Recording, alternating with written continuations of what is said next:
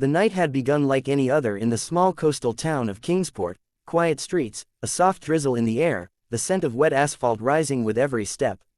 Ethan Cole walked briskly down the narrow alley behind Harbor Lane, his coat collar turned up against the cold wind. His mind was restless. He had been trying, for months, to quiet the unease that had taken root in him. It was a gnawing feeling that something in his home, in his marriage, was slipping beyond his control. Ethan was not the kind of man to jump to conclusions. At 39, he had learned that suspicion could eat away at a man's sanity faster than truth itself.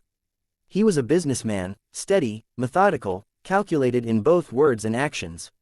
Yet lately, his instincts, those instincts that had helped him rise from a dock worker to the owner of a thriving shipping company, were screaming at him. It began with small changes in Marissa, his wife. The woman he had loved for over a decade had always been warm, open, and quick to laugh.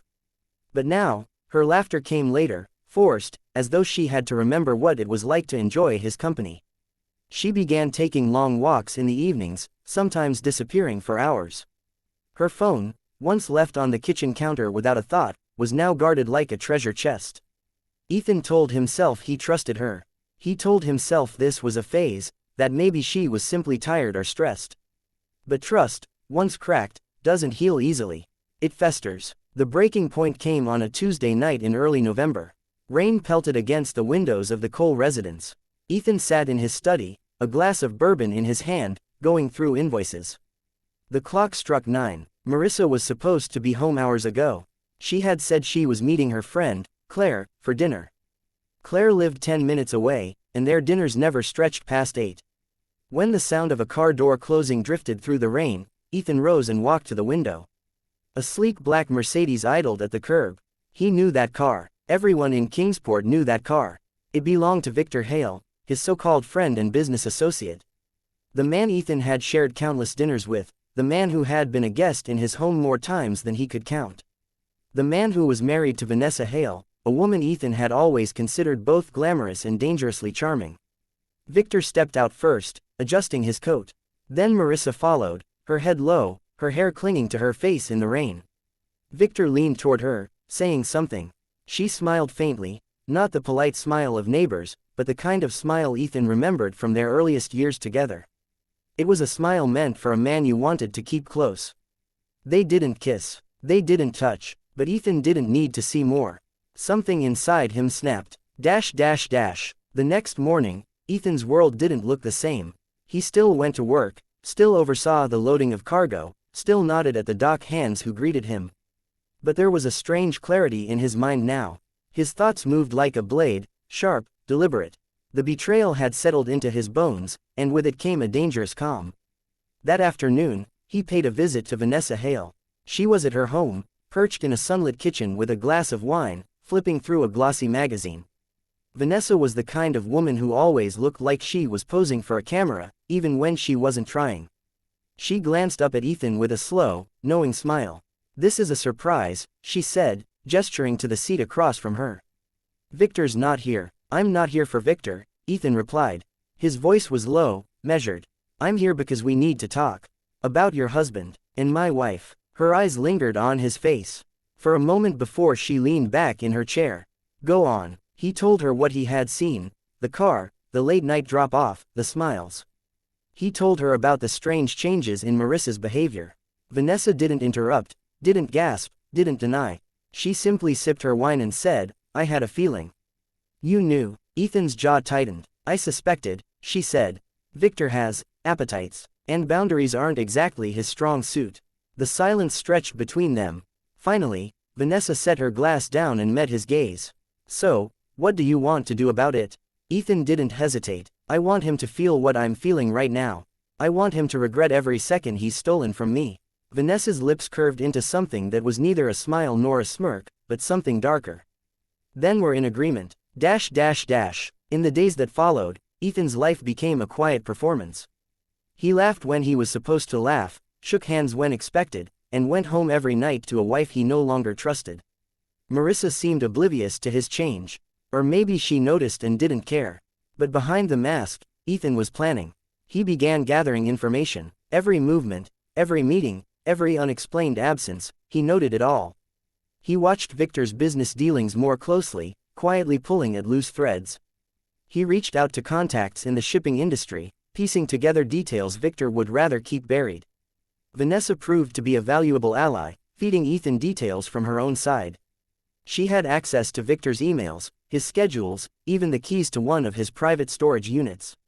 One evening, as the winter wind howled outside, Ethan sat across from Vanessa in the dim corner of a quiet bar. "I've found something," he said, sliding a folder across the table. Inside were photographs, financial statements, and a list of transactions, all pointing to one undeniable truth: Victor was involved in smuggling high-value contraband through the docks. Vanessa's eyes lit up. "This could ruin him." "It will ruin him," Ethan said. "But I'm not stopping there." Her eyebrow arched. "What else?" Ethan's voice was a whisper, but it carried a weight that made Vanessa lean in. "I'm going to burn his life to the ground. Everything he's built, his business, his reputation, his marriage. And when I'm done, he'll have nothing." Ethan had always believed that the most dangerous enemy was not the one who attacked in fury, but the one who waited in silence. Victor Hale had no idea that Ethan was now such an enemy. The weeks that followed were uneventful on the surface. Christmas lights went up across Kingsport, children laughed in the snow, and couples strolled through the decorated streets. Ethan played his role flawlessly. He smiled at holiday parties, exchanged polite words with Marissa, and even shook Victor's hand at the annual Harbor Council dinner. If Victor noticed the brief squeeze in Ethan's handshake, the calculated weight behind it, he gave no sign. But beneath that surface calm, Ethan was already setting the first fires. The leak. One late night, Ethan sat at his desk, the glow of his laptop illuminating his sharp features. On the screen was a carefully crafted email, anonymous, untraceable, containing scanned copies of Victor's smuggling transaction records. The message was addressed to an investigative journalist in the city, one known for tearing apart corrupt businessmen. Ethan didn't send everything. Not yet. Just enough to hint at a much larger scandal, enough to make Victor sweat. He hit send. By morning, whispers began circulating in the docks. Workers eyed Victor differently, though none dared speak openly. Ethan could feel the shift in the air, the beginning of a storm. Testing. Marissa. Ethan wasn't just focused on Victor. Marissa was still part of the equation. He needed to know how deep her betrayal ran. One Friday evening, he told her he'd be working late at the office. In truth, he parked his car 2 blocks away from their home and waited. At 8:47 p.m., Victor's black Mercedes pulled up outside. Marissa emerged a minute later, dressed not in her usual home clothes, but in the deep red dress Ethan had bought her for their anniversary, a dress she'd never worn for him. They drove off. Ethan followed from a distance, keeping his headlights dim. The car wound through the streets and stopped at the back entrance of an upscale hotel. Ethan watched them slip inside together, hand in hand. The confirmation didn't shatter him, it steeled him. Her choice only solidified his resolve. There would be no mercy. Vanessa's role. Vanessa Hale had grown increasingly invested in the plan. She relished every opportunity to undermine her husband, feeding Ethan bits of information over late-night phone calls. Her tone was almost playful, but Ethan could hear the venom beneath it. "He has a meeting on the 14th, she told him one night. "A buyer from out of state. Illegal shipment, high stakes. If that meeting doesn't go through, he loses a lot of money." Ethan smiled grimly. "Then it won't go through." Vanessa chuckled. "I'm starting to like you, Ethan." He didn't reply. He wasn't doing this for her approval, only for the satisfaction of seeing Victor brought to his knees. The sabotage. The 14th arrived cold and wet. Victor's meeting was set to take place at one of the warehouses near the far end of the docks. Ethan arrived early, dressed like any other dockworker, blending into the shadows.